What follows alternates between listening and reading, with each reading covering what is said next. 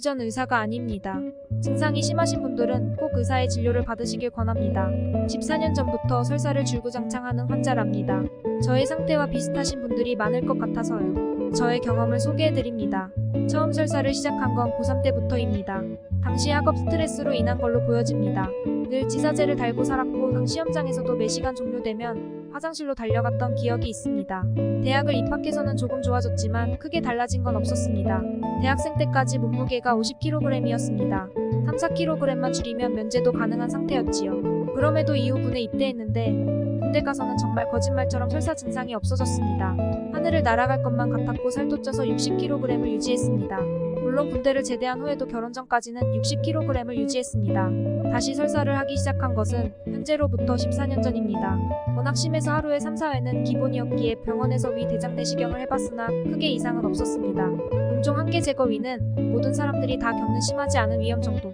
병원에서 위험약을 1년 넘게 먹었고 현재도 위험약은 달고 삽니다. 과민성 대장증후군 진단을 받은 것도 이때였습니다.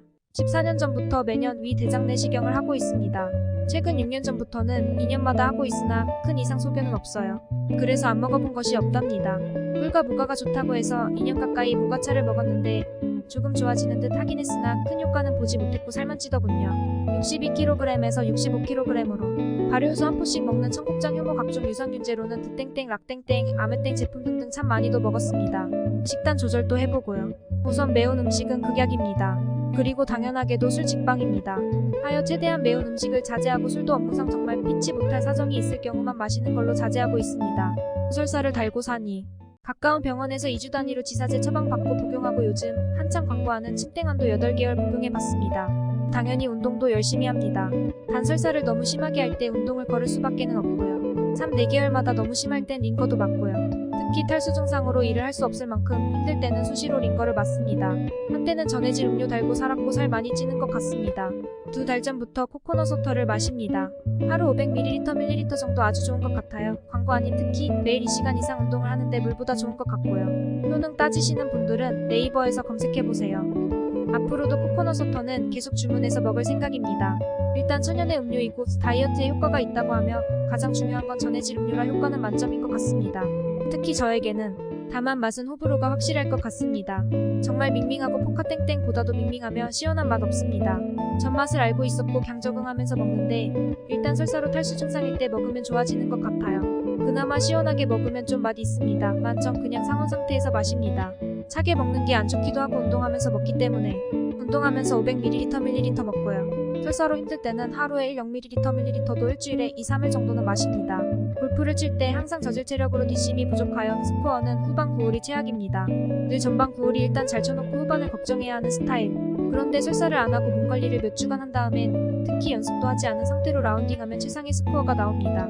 어떤 느낌인지 아시겠죠? 참 이상한 건 설사를 그렇게 하는데도 복부 비만이 점점 늘어만 갑니다. 현재 몸무게는 70에서 72kg으로 최근 2년 사이 체중이 많이 늘었다는 겁니다. 큰 대학병원에도 가보기도 하고요. 한약 처방을 받아서 한약을 먹었습니다. 최근 3개월 동안에는 과민성 대장증후군 특히 설사 증상의 전문이라고 홍보하는 한의원에서 한약과 특과 침치료를 받고 있습니다. 현재 한약은 계속 먹고 있는 상태입니다. 이 한의원 비용이 엄청납니다. 하지만 역시나 큰 효과는 없네요. 지금 몸 상태는 의욕 마음적으로는 있는데 실제 육체적으로 일을 하기 힘들고 이명이 들리고 알레르기 비염과 어깨 통증 현재는 전립선비 대증까지 달고 삽니다. 뭐 거의 종합병원 수준이라고 해야 할까. 그럼 도대체 왜? 여기저기 많은 인터넷 검색과 동영상을 쭉 봤는데요. 딱 하나 남은 건 제 성격 탓이 큰 것 같아요. 요즘 최대한 낙천적으로 살려고 노력하긴 하지만 원래의 성격은 매우 급합니다. 요 며칠 곰곰이 제 자신에 대해서 생각해봤습니다. 일단 같이 식사하시는 분들보다 늘 제일 빨리 식사를 합니다. 누구보다도 빠름. 일 처리하는 것도 무조건 빨라야 하고 다음으로 내일로 일을 넘기는 스타일이 아닙니다.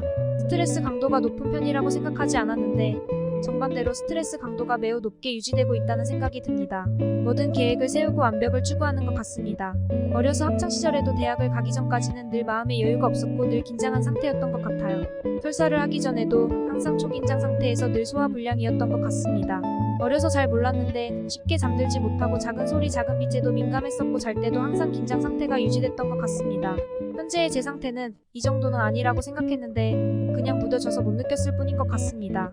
지금은 잠들 때 작은 소리나 빛에 무뎌졌지만 역시 자면서도 긴장 상태가 유지되는 것 같습니다. 코 엄청 굵고요. 땡크 지나가는 소리라고들 하죠. 때론 이도 심하게 간다고 침도 많이 흘려서 석 달 전부터는 입에 스티커를 붙이고 잡니다. 현재 제 스스로의 결론은 일을 그만두고 서울을 떠나 오지 생활을 하는 방송 프로그램처럼 산속에서 자연인으로 생활하는 방법밖에는 없다라는 생각이 듭니다. 안 해본 건 이것뿐이란 생각입니다. 병원에서도 특별한 이상 소견이 없다고 하니 달리 방법이 없네요. 3월에 모임에서 방콕으로 자유여행 겸 골프여행을 떠납니다. 4박 6일 일정인데 스트레스도 풀 겸 7년 만에 여행을 다녀오려 합니다. 설사 때문에 걱정이기는 합니다. 오지 산속에서 자연인으로 산다는 건 불가능할 것 같고요. 최대한 스트레스를 안 받도록 하고 정신적, 신체적 긴장도를 낮출 방법을 찾아보려고 합니다. 스트레스를 덜 받고 긴장도를 낮추는데 명상이 도움이 된다고 하니 명상을 해보려고 합니다. 이상 조절조절 제 이야기를 해보았습니다. 명상을 하면서 다시 한번 영상을 올려보도록 하겠습니다. 끝까지 시청해주셔서 감사합니다.